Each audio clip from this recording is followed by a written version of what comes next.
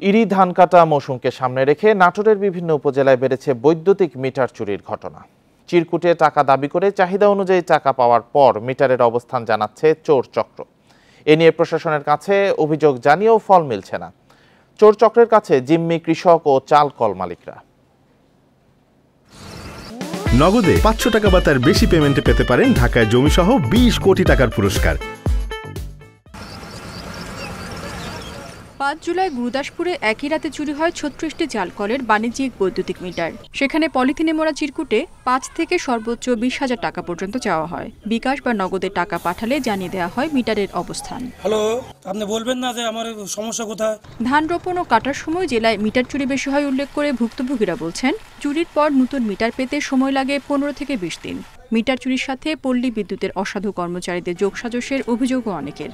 আমাদের ধারণা পল্লী বিদ্যুতের কিছু লোকজন, অসাধু লোকজন আইসে এই জিনিসগুলা মানে উদ্বুদ্ধ করে স্থানীয় কোনো লোকজন মাধ্যম তাদের সহযোগিতায় তারা চুরি করে নিয়ে যায়। ট্রান্সফরমার মিটার চুরি হয়ে যায়।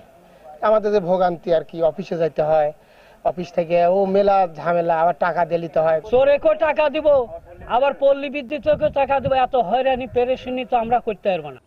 মিটার চুরি বন্ধে পুলিশের সহায়তা চাওয়া হয়েছে জানিয়ে পল্লী বিদ্যুৎ কর্মকর্তারা বলছেন, গ্রাহকদেরও দেওয়া হয়েছে প্রয়োজনীয় পরামর্শ।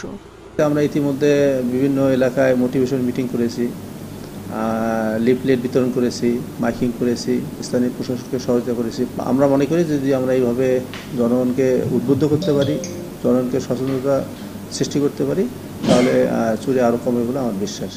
মিটার চোরদের শনাক্ত করতে কাজ চলছে জানিয়ে পুলিশ বলছে, বিভিন্ন এলাকায় টহল জোরদার করা হয়েছে।